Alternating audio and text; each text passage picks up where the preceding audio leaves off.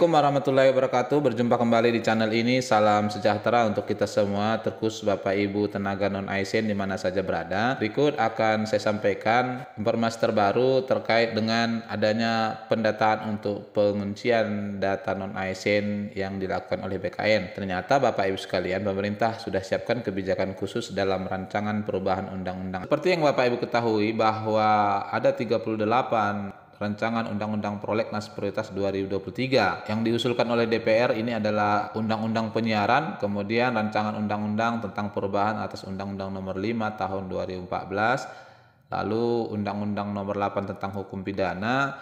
Ini beberapa saja yang mewakili saya ambil. Rancangan Undang-Undang tentang Konservasi Sumber Daya Alam Hayati.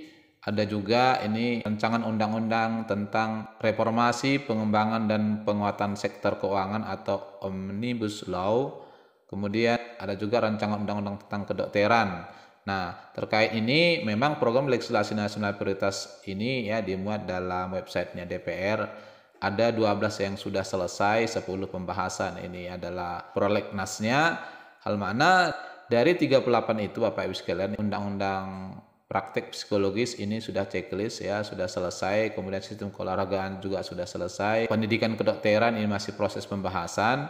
Lalu kemudian rancangan undang-undang tentang perubahan Undang-Undang Nomor 5 masih pembahasan. Kemudian rancangan undang-undang tentang konservasi sumber daya alam hayati ini juga masih dalam pembahasan. Dari 38 prolegnas tadi sebagian sudah diselesaikan oleh DPR, sebagian masih dalam proses pembahasan dan persidangan. Ini tentunya akan diselesaikan ya hingga di awal tahun 2023 nanti. Kemudian seperti yang saya sampaikan tadi bahwa rancangan undang-undang perubahan atas Undang-Undang Nomor 5 Tahun 2014 ini memang sudah ada naskah akademiknya Bapak Ibu sekalian, dilakukan oleh Dewan Perwakilan Rakyat Indonesia ya. Almana di dalam naskah akademik ini ya ada beberapa poin yang kemudian menjadi landasan bahwa tenaga non-ASN sudah diakui dan dimuat dalam Undang-Undang ASN terbaru ini. Di halaman 36 disebutkan di angka kedua, ketidakadilan bagi pegawai non-PNS yang sebelumnya bukan P3K.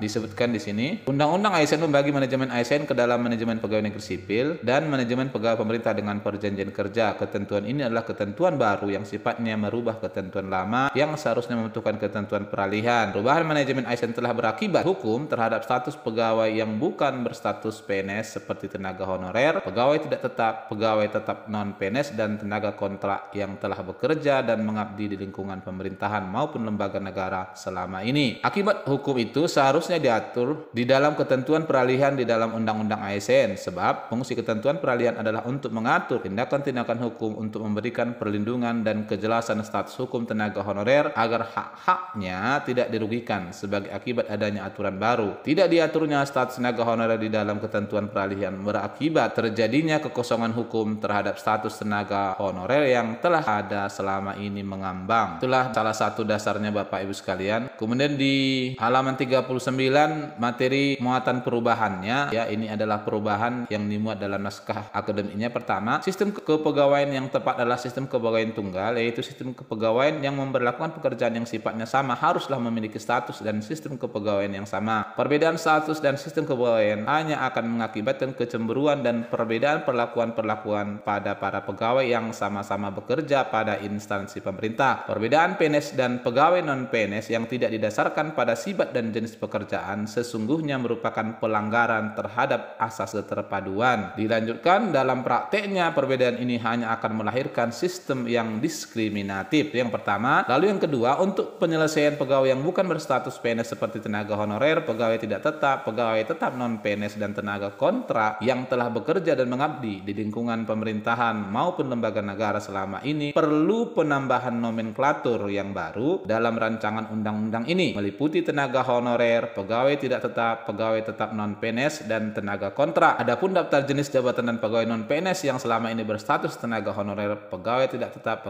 non-PNS, dan tenaga kontrak yang secara terperinci sebagai berikut. Jadi Bapak Ibu, dalam naskah ini diakui ya, untuk bidang pendidikan semua guru, bidang kesehatan ini juga diakui, kemudian bidang administrasi dan teknis lainnya juga ini barangkali tidak perlu kita uraikan satu persatu. Di sini juga ada operator, transmisi sandi, pustakawan, termasuk juga bidang penyuluh. Lalu ketiga, tenaga honorer, pegawai tidak tetap non-PNS, dan tenaga kontrak yang ada pada saat undang-undang ini diundangkan telah secara terus-menerus bekerja pada instansi pemerintah paling sedikit selama 3 tahun wajib diangkat menjadi PNS secara langsung tanpa melalui ujian, hanya seleksi administrasi dengan verifikasi dan validasi data. Ini kabar baik bagi Bapak Ibu sekalian. Yang keempat, dijelaskan lagi, mekanisme verifikasi dan validasi data dalam pengangkatan PNS secara langsung adalah kegiatan pemeriksaan kelengkapan administrasi bagi tenaga honorer, pegawai tidak tetap, tenaga tetap non-PNS, dan tenaga kontrak dilakukan melalui verifikasi serta validasi data oleh Badan Kepegawaian Negara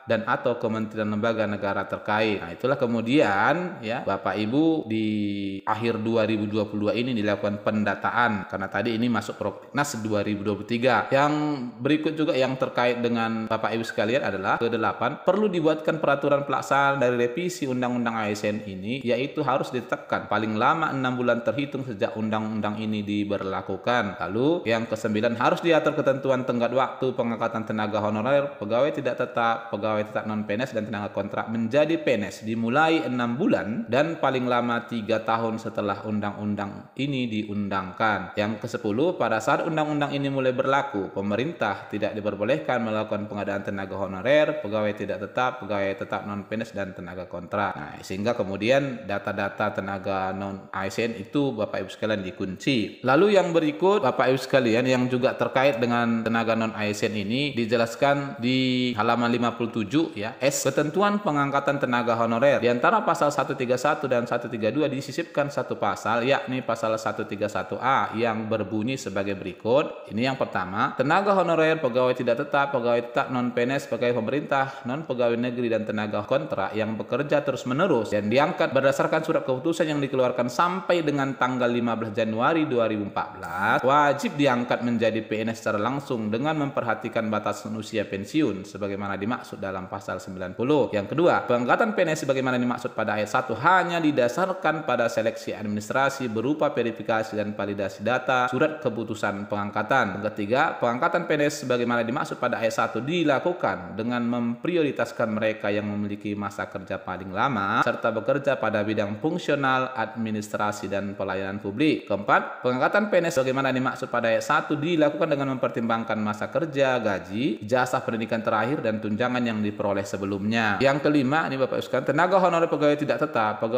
non-PNS, pegawai pemerintah, non-pegawai negeri, dan tenaga kontrak diangkat menjadi PNS oleh pemerintah pusat. Yang keenam, dalam hal tenaga honorer, pegawai tidak tetap non-PNS, pegawai pemerintah, non-pegawai negeri, dan tenaga kontrak tidak bersedia diangkat menjadi PNS sebagaimana dimaksud pada ayat 1, maka dapat diangkat menjadi P3K. Lalu di bagian T, ketentuan aturan pelaksanaan dari undang-undang ini, ketentuan pasal 134 diubah sehingga berbunyi sebagai berikut. Peraturan pelaksanaan dari undang-undang ini harus ditetapkan paling lama 6 bulan terhitung sejak undang-undang ini diundangkan. Lalu U, ketentuan batas waktu dan pengangkatan dijelaskan di antara pasal 135 dan 136 disisipkan satu pasal, yakni pasal 135A yang berbunyi sebagai berikut. 1. Pengangkatan tenaga honorer, pegawai tidak tetap non-PNS, pegawai pemerintah, non-pegawai negeri, dan tenaga kontrak menjadi PNS sebagaimana dimaksud dalam pasal 131A ayat 1 dimulai 6 bulan dan paling lama 5 tahun setelah undang-undang ini diundangkan. Ayat kedua, tenaga honorer, pegawai tidak tetap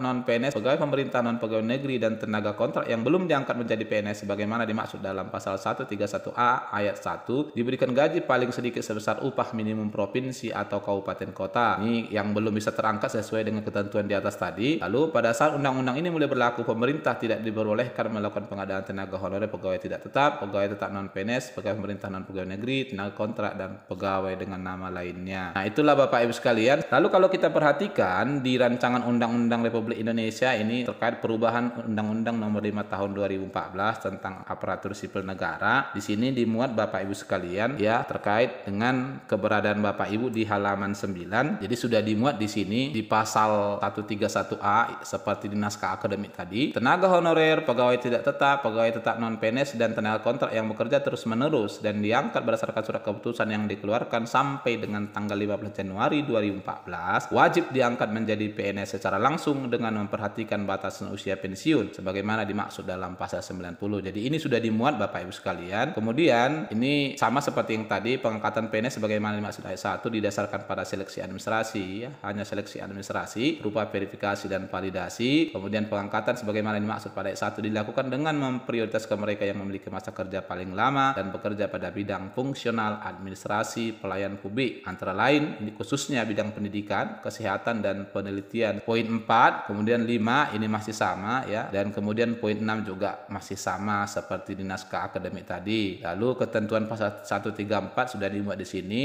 Peraturan ini harus ditetapkan paling lama 6 bulan terhitung sejak undang-undang ini diundangkan. Pasal 135, 136 ini terkait dengan pengangkatan tenaga honorer, pegawai tidak tetap, pegawai tetap non PNS, dan tenaga kontrak menjadi PNS sebagaimana dimaksud dalam pasal 131A ayat 1 dimulai 6 bulan dan paling lama 3 tahun setelah undang-undang ini diundangkan. Pada saat undang-undang ini mulai berlaku, tidak diperbolehkan lagi mengangkat tenaga non ASN. Nah, itulah Bapak Ibu sekalian ya. Hingga berdasarkan ini maka Bapak Ibu yang TMT-nya di bawah 15 Januari 2014 itu harus segera diangkat saat undang-undang ini mulai diberlakukan, yang termasuk di atas 15 Januari 2014 hingga 2021 kalau kita lihat syarat yang dibuat oleh Kemenpan harus diangkat paling lama 5 tahun setelah undang-undang ini diberlakukan. Nah, barangkali ini yang bisa sampaikan Bapak Ibu sekalian.